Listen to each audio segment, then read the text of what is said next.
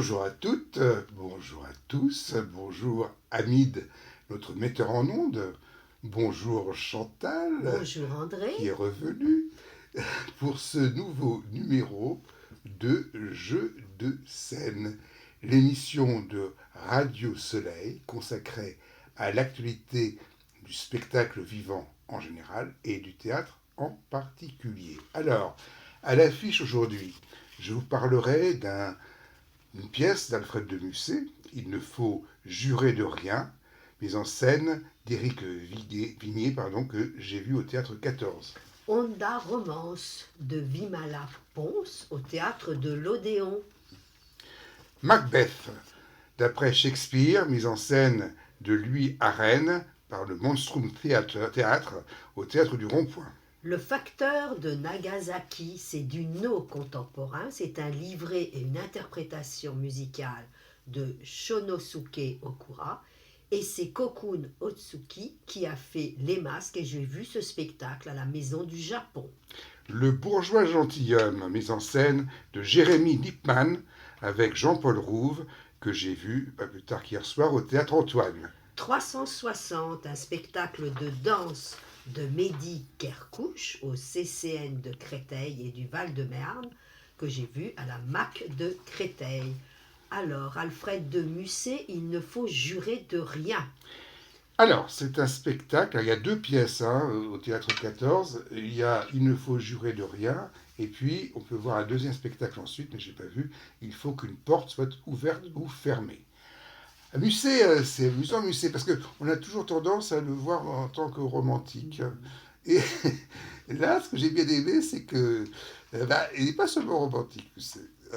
Alors, j'ai aimé ce spectacle parce qu'au fond, il y a un décalage, il y a une stylisation, à la fois dans le jeu des acteurs et dans la manière de s'adresser au texte. C'est-à-dire que on va en rajouter un petit peu, on va prendre des attitudes, on va se démarquer, et du coup, finalement, on n'est pas dans le romantisme, parce qu'on n'est pas complètement adhérent à la pensée des personnages. On est un peu décalé. Et justement, je trouve que sur une pièce comme celle-là, c'est intéressant. Parce que si on réfléchit bien, il ne faut jurer de rien. Bon, je ne vais pas spoiler complètement le spectacle, mais euh, l'idée c'est je ne veux pas faire quelque chose parce que j'ai peur des conséquences. Mais si je suis obligé, eh bien, je vais dire que je vais la faire quand même, à condition que quelque chose au départ soit promise et tenu. Et donc, finalement, évidemment, la vie est contradictoire de la raison, mais justement, il y a tout ce côté de la raison qui apparaît quand même derrière cette contradiction de la vie. Donc, voilà, moi, j'ai trouvé ça un spectacle agréable à voir, mais très intéressant parce que ça m'a fait reconsidérer un petit peu Musset, et j'y ai vu une ironie que je n'avais pas perçue auparavant. Donc, moi, je vous encourage à aller voir ce spectacle que je trouve intelligent. C'est donc au théâtre 14. Chantal, Honda Romance. Oui, spectacle un peu bizarre, donc c'est un peu pour cette raison que je suis allée le voir. Alors, il y a un début qui est très violent pour moi, qui est déroutant, qui est tonitruant, qui m'a déstabilisée, parce qu'on découvre Vimala Pons comme écrasé par une sorte de satellite avec hublot qui ressemble à une machine à laver, et sur le hublot bien défilent toutes sortes d'images. Donc, par la suite, elle va soulever ça avec la force de sa tête. Alors moi j'ai lu sur la plaquette que c'est un petit peu son ressort dramatique. Elle aime bien s'intéresser, porter des objets, s'intéresser à la question du poids, de la masse, de la relativité. Et pendant cette scène très étrange, il y avait des personnes, des acteurs qui filmaient la scène avec leur portable, et tout ça dans un décor blanc de blanc. Puis c'est une histoire d'amour entre ce satellite et Vimala Pons. Alors, je ne sais pas trop quoi en penser, parce qu'il y avait le texte aussi qui était en décalage, parce que c'est une question de déprime, de suicide. Donc, la deuxième partie est encore plus troublante. Pourquoi ? Parce que j'ai pensé, moi, à Romeo Castellucci. hein, par la situation. Alors il y avait des souffleries qui la déstabilisaient et qui faisaient tomber, mais violemment, Vimala Ponce. C'était pas de la simulation. Donc moi j'étais très préoccupée par cette schizophrénie du monologue très torturé, et puis la violence physique sur la personne de l'actrice. C'est peut-être la troisième séquence pour moi qui m'a quand même le plus intéressée, parce que on est dans un décor blanc avec des tentures qui pendent et qui tombent, et on assiste à une sorte de défilé, des allers-retours des différents comédiens qui vont avoir des accessoires différents, qui vont présenter des personnes différentes, des situations. Les gestes sont minimalistes. Et à un moment donné, il y en a une qui vient avec un sac rempli de chair. On se demande si c'est pas la question de l'avortement. Mais il y a du spectacle, parce qu'il y a quand même de la distanciation. Et il y a de la distanciation comment? Eh bien avec la musique, c'est chanté. Et il y avait notamment une chanson Today, où on nous raconte quelque chose, on nous dit quelque chose qui voudrait faire une expérience. Et moi, c'est ce que j'ai fait. C'est pour moi un peu du théâtre expérimental, mais j'aime bien ce qui est inédit. Je l'ai vu au théâtre de l'Odéon. Ça se donnera en janvier à Chambéry, à l'Espace Malraux.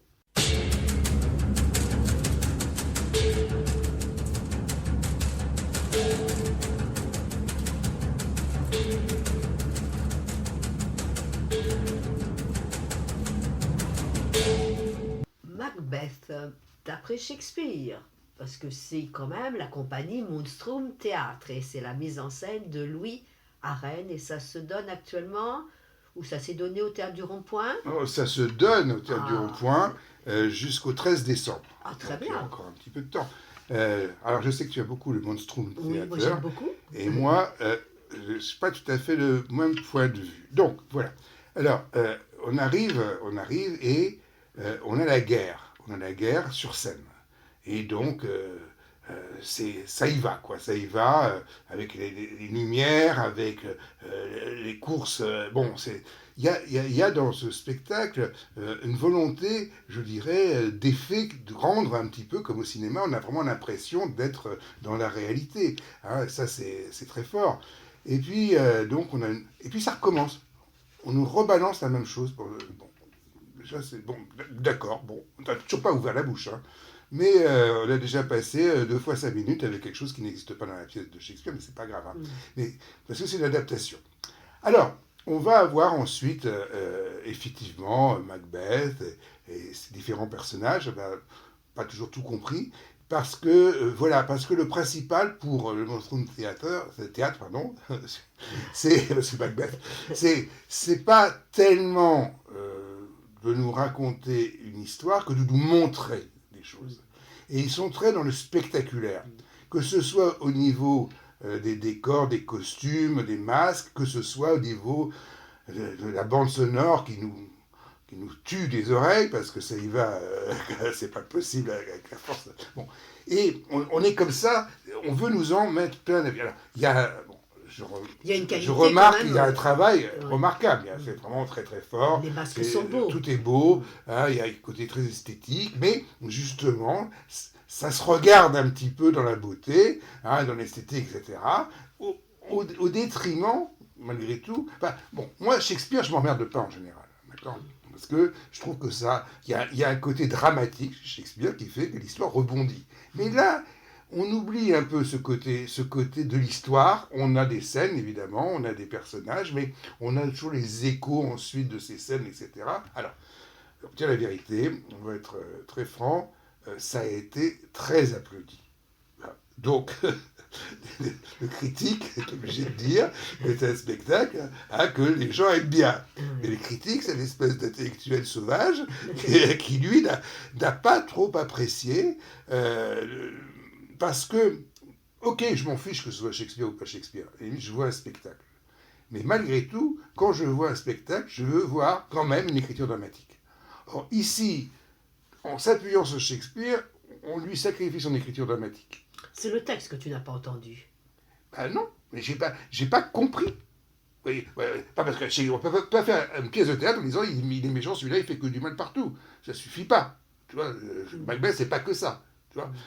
Et là bon, donc, voilà. Macbeth, c'est au théâtre du Rond-Point, Monstrum Théâtre. À toi, Chantal. Oui, donc moi, c'est le facteur de Nagasaki. Bon, c'est une curiosité culturelle et artistique. C'est une pièce qui a été créée en août au Japon, à Fukuoka, et qui est donc montrée à la Maison du Japon. C'est le but de la Maison du Japon, c'est de nous faire connaître un peu ce qui se passe au Japon. Alors, c'est du no contemporain. Hein. Ça reprend une histoire véridique, et celui qui a écrit le livret, c'est Shonosuke Okura. Donc, il reprend cette histoire du facteur Sumitero Taniguchi, qui, pendant le bombardement de Nagasaki, avait été brûlé, mais qui avait survécu. Et un Anglais, un officier de la Royal Air Force, a voulu connaître ce Sumitero et est venu le voir plusieurs fois, l'a interviewé, et c'est ce qui construit l'histoire. Donc c'est une pièce qu'on va voir en 2 actes. La première partie raconte une rencontre entre un jeune voyageur, un waki, avec le Shité, qui est le jeune facteur, mais qui est aussi un peu une sorte de fantôme. Et ensuite, ça se passera dans un sanctuaire, et le facteur et puis l'anglais sont devenus des divinités. Alors, la divinité de l'Est et la divinité de l'Ouest. C'est du no quand même classique. Moi j'aime bien ces pas glissants qu'on connaît. J'aime beaucoup l'articulation. J'ai été complètement impressionnée par le chœur que je regardais sans cesse parce qu'il y avait une ritualisation des gestes. Il y avait notamment, ils tenaient un éventail, mais il fallait le placer d'une certaine façon devant eux ou dans leur poche. Euh, Heureusement pour moi, il y a eu quand même un bord du plateau ensuite dans le spectacle. Donc ça m'a permis de comprendre un petit peu mieux quand même la démarche. Et le créateur des masques nous a expliqué que pour lui, ça avait été très difficile de faire ces masques pour ce no, parce qu'il y avait encore de la famille de Peter Townsend. Vous savez que dans le no, le masque, c'est par la bouche qu'on exprime les sentiments. Et moi, qui a été le plus difficile, c'est la musique, parce que la musique, elle est loin des harmonies que je connais. Il y avait notamment un tambour, et on nous a expliqué que le tambour, il est fait avec des matériaux naturels qui changent selon les variations climatiques. Donc, moi, j'aime bien le dépaysement, donc j'ai été ravie, mais le fond aussi était intéressant, parce que c'était sur la question de la résilience. Qu'est-ce qu'on fait par rapport au bourreau quand on a été victime? C'était des grands maîtres que j'ai vus, on les appelle les sensei. Puis il y avait des jeunes comédiens qui interprétaient tous ces rôles. Et celui qui a interprété le facteur, il avait trouvé un petit geste pour montrer la brûlure dans le dos. Il se touchait dans le dos. Ça m'a plu, moi, un théâtre comme ça, codé, rassurant, apaisant. Je trouve que ça fait du bien parce qu'on va souvent dans le théâtre où on est malmené en tant que spectateur et où on ne comprend pas toujours bien le sens. Donc je l'ai vu à la Maison du Japon.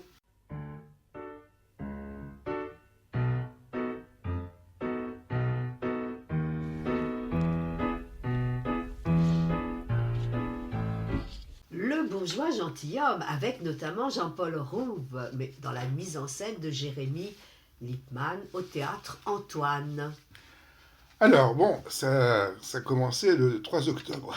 J'y suis seulement allé hier, parce que peut-être, j'ai peut-être des préjugés. Je me suis dit, gentilhomme, Rouve, voilà, enfin, ça ne Ouais. m'a pas paru. Et puis, je suis allé le voir.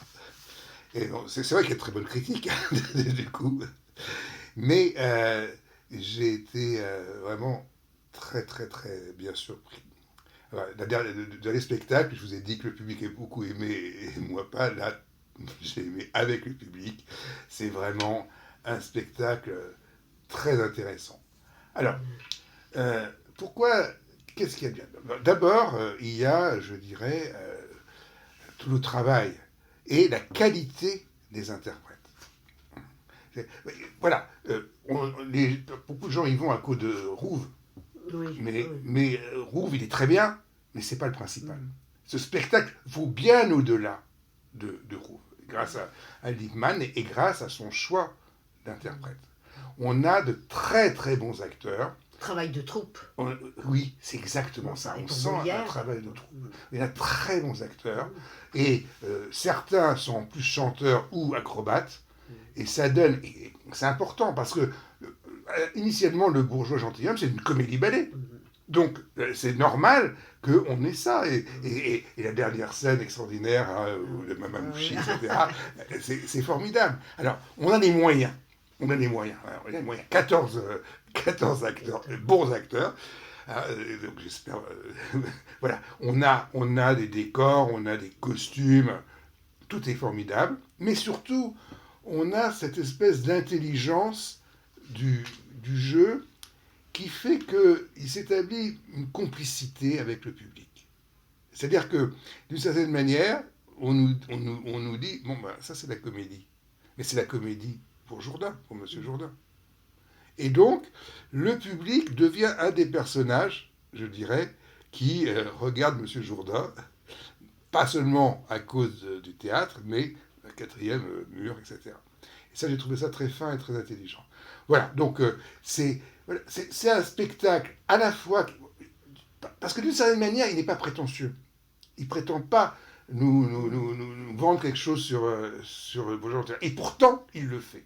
Parce qu'en étant comme ça, justement, c'est une des interprétations, j'en ai vu quelques-unes, de Beau Gentilhomme, qui m'a le mieux fait comprendre, je dirais, le côté politique du spectacle, hein, de la part de Molière.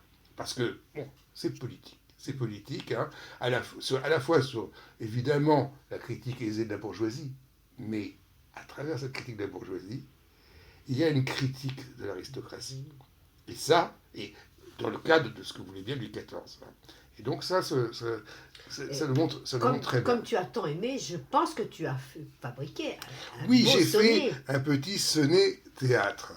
Donc, Jean-Paul Rouve est ici le bourgeois gentilhomme et Jérémy Lippmann en scène le metteur, avec sa direction aiguisée de l'acteur.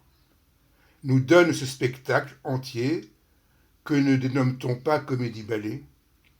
Ainsi, c'est tout comme par la danse et le chant, un petit air moqueur, au pays d'illusions sont trompés et trompeurs, un mélange du genre et des genres la somme. Les acteurs, danseurs, chanteurs sont remarquables. Rare et douce folie dont on les voit capables. Or, derrière le jeu complice du théâtre, un brin de société se peint avec humour. Vraie ironie des mœurs aux confins de la cour. Et merci de plaisir qui les esprits font croître. Voilà, donc c'est au théâtre Antoine. Chantal. Oui, 360 de Mehdi Kerkouche. Alors je crois que j'ai aimé ce spectacle parce que cette année j'ai vu le film qui m'a beaucoup plu de Sirat de Olivier Lac. C'est l'histoire d'un père qui recherche sa fille et qui va aller au sud du Maroc dans les rêves parties parce que c'était une adepte de ce type de spectacle. Ben, c'est un petit peu ça ce qui se passe dans ce spectacle. Et moi j'ai aimé ce spectacle grâce aux spectateurs qui étaient là. Parce que j'étais ce soir-là avec des jeunes. Et des jeunes eh bien, qui étaient presque en transe lors de ce spectacle. Alors qu'est-ce qu'il y a? Qu'est-ce qu'on voit? Eh bien, on a une grande structure circulaire. Nous, spectateurs, nous sommes tous debout. Donc c'est déjà presque une incitation aussi à peut-être être mobile, à bouger. Donc dans cette structure circulaire, les danseurs ont des contraintes parce qu'ils ont un espace qui est un petit peu refermé vers l'intérieur. Et alors on va avoir des effets de lumière, des effets de néon qui sont extrêmement violents. Et ça débute par une sorte d'échauffement où les danseurs sautent pendant un moment assez long.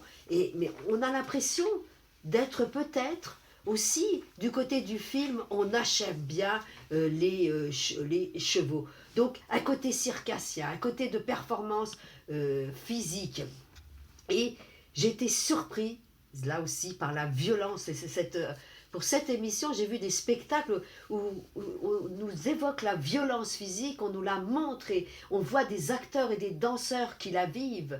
Donc il y avait une violence physique. À un moment donné, il y en avait un qui traînait l'autre, qui l'attrapait par les cheveux et qui le rejetait sur la barrière de cette structure circulaire. Donc il y avait une répétition des gestes. Alors quelque chose aussi de très rituel. Alors c'était peut-être la volonté de décrire, je ne sais pas moi, des mouvements un peu sauvages, un peu instinctifs, un peu primo. Bon, c'est vrai que pour moi, le sens n'était pas tout à fait évident, mais j'ai regardé autant le spectacle que ces jeunes spectateurs qui se sont mis à danser. Et ce que j'ai préféré, bien sûr, c'est lorsqu'il y a des chorégraphies collective, un petit peu dans l'harmonie ou dans la disharmonie. Donc, quelque chose d'étonnant encore, quelque chose d'étrange que ce 360 de Mehdi Kerkouch à la MAC de Créteil. Ça se donnera à Juvisy eh bien, le 5 et le 6 décembre.